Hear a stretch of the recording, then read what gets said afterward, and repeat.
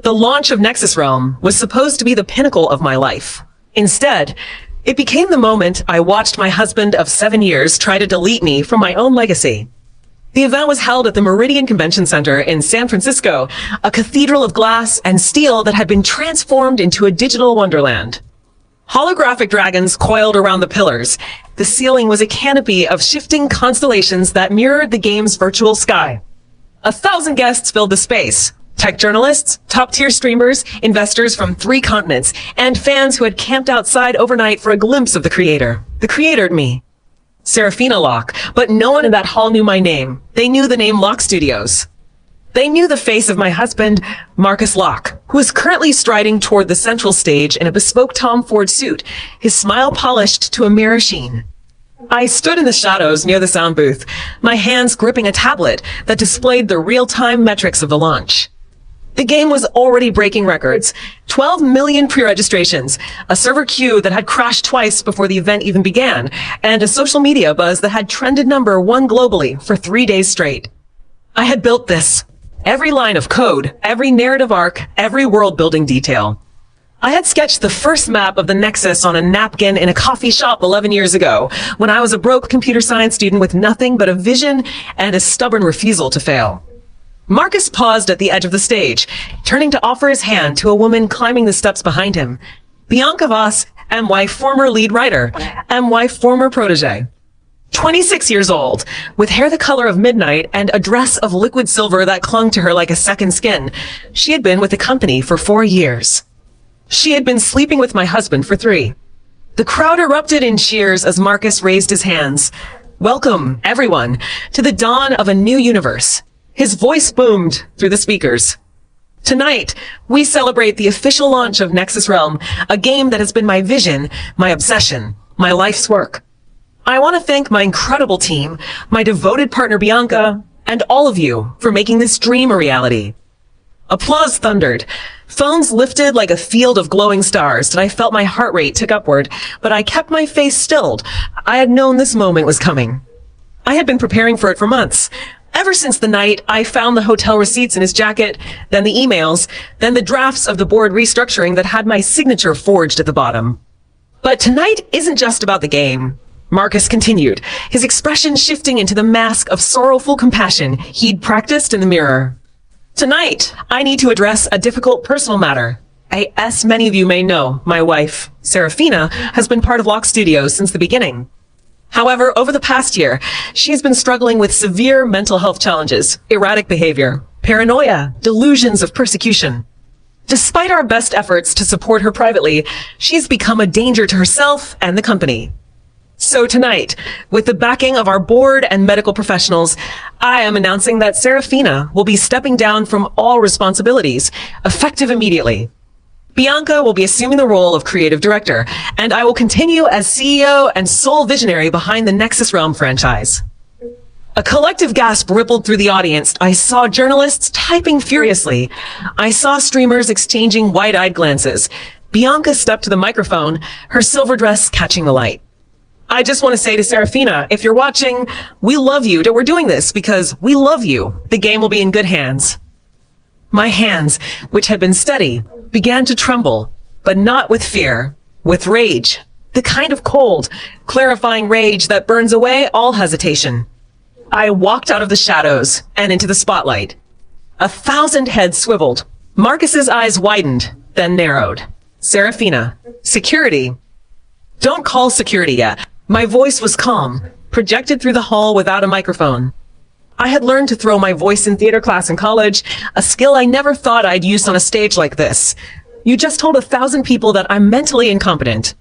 You just handed my game, my 11 years of work, to the woman you've been having an affair with. You just forged my signature on board documents, and you think I'm going to walk away quietly? Bianca's compassionate mask slipped. Serafina, please. The doctors said you might react like this. We have medical professionals standing by. The doctors you bribed? I pulled out my phone and pressed a button. The giant screen behind the stage flickered, and the Nexus Realm logo vanished, replaced by a scanned document. This is the original psychological evaluation you commissioned. IT states clearly that I am of sound mind, with no evidence of paranoia or delusion. The second report, the one you showed the board, is a forgery. I have the metadata that proves it was edited on your personal laptop 2 weeks ago. Would you like me to project that as well? Marcus's face went pale. That's not. She's doctoring evidence. This is exactly the kind of paranoid fabrication. And these, I continued, swiping to the next image, are the hotel receipts from the Ritz-Carlton, dated over the past 3 years. The room was booked under Bianca's name, paid for with a company credit card you approved. Here are the emails between you two, discussing how to manage Serafina and expedite the transition. Here is the draft of the board resolution, with my signature forged by someone who clearly didn't practice enough. The S is wrong. I've signed 1,000 documents for this company. I know my own signature. The crowd erupted. Journalists were standing now, their phones pointed at the screen. To streamer in the front row whispered, "Holy shit," loud enough for her microphone to pick up. The chat on the event's live stream, which had been flooded with congratulations, was now scrolling so fast it was a blur. Marcus grabbed the microphone stand. "This is a lie. She's unstable. Everyone knows she's been erratic for months. Bianca, tell them." But Bianca was backing away, her face drained of color. "Marcus, you said you promised no one would find out about the signature. You said you had it under control." "Shut up, Bianca." "No, I won't shut up." I took another step forward, commanding the stage, because here's what you really don't understand, Marcus. You think you're taking over Lock Studios. You think you've been the CEO, the visionary, the man behind the game. But Lock Studios is not just a company, it's a subsidiary. A subsidiary of Linarium Interactive, the largest gaming conglomerate in the world. And Linarium Interactive is not a public corporation. It's a private holding company founded 8 years ago by a woman who wanted to keep her identity hidden so she could build her dream without the noise of the industry. The screen behind me shifted again, displaying a logo, a crescent moon wrapped around a stylized L. The Linarium logo. The room went utterly silent. Linarium Interactive was founded by my mother, Eleanor Vance. I said, and my voice rang through the hall. She was a game developer in the 1990s, when this industry was even more hostile to women than it is now.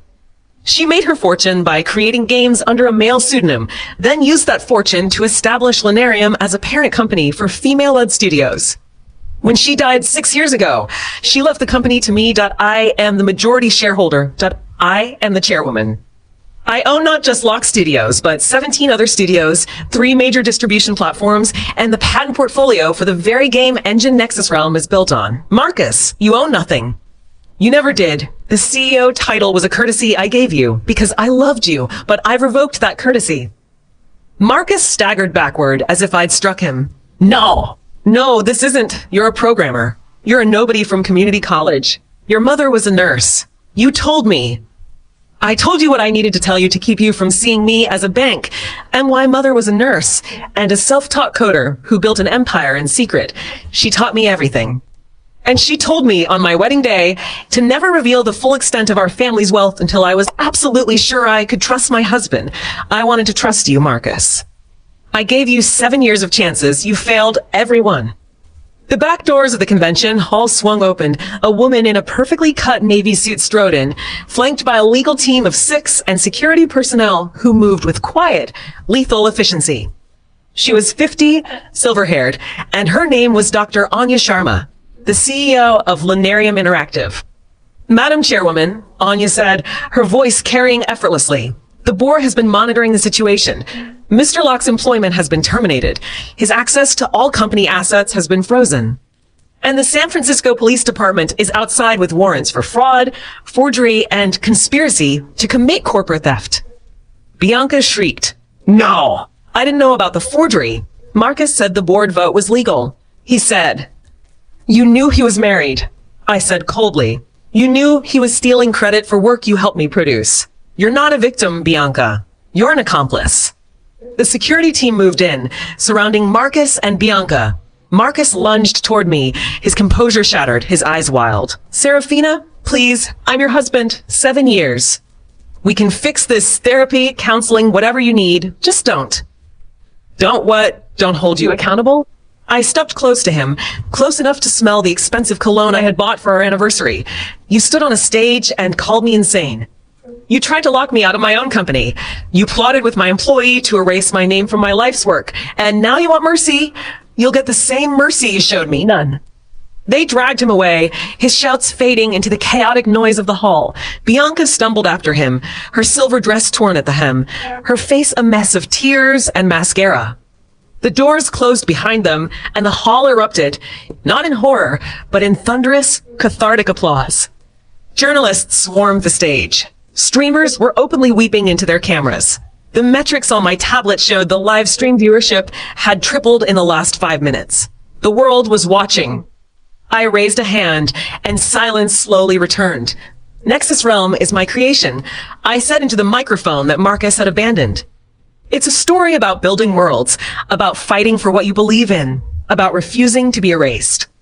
Tonight was supposed to be its launch, and it will be, but not as the product of a man who stole my work. .it will be the first title released under my direction at Linearium Interactive.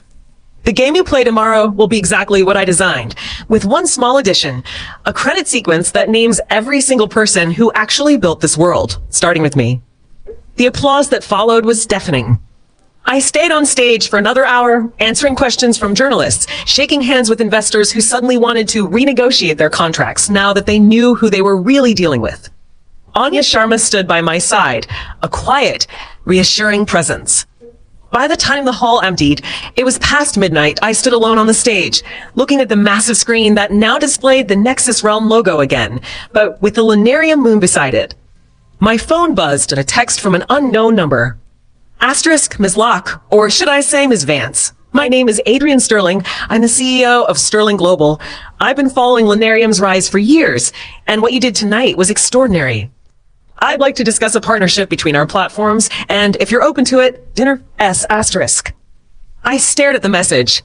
Adrian Sterling, the billionaire whose investment group had been quietly buying up tech companies across the globe that I had read about him. I had never expected him to read about me. I typed back, asterisk, Mr. Sterling, I've just reclaimed my company, fired my husband, and launched the biggest game of the decade. I'm a little busy.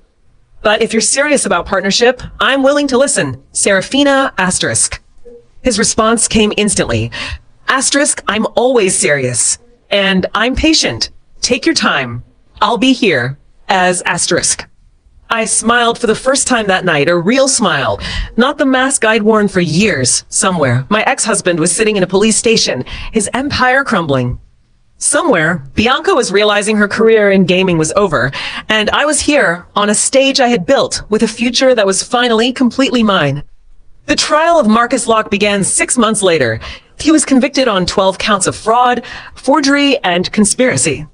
The evidence I had gathered, the forged documents, the bribed doctors, the paper trail of his affair, was overwhelming. He was sentenced to 9 years in federal prison with a restitution order that seized every asset he had hidden in shell accounts. He walked out of the courtroom in chains, and I watched him go without a flicker of regret.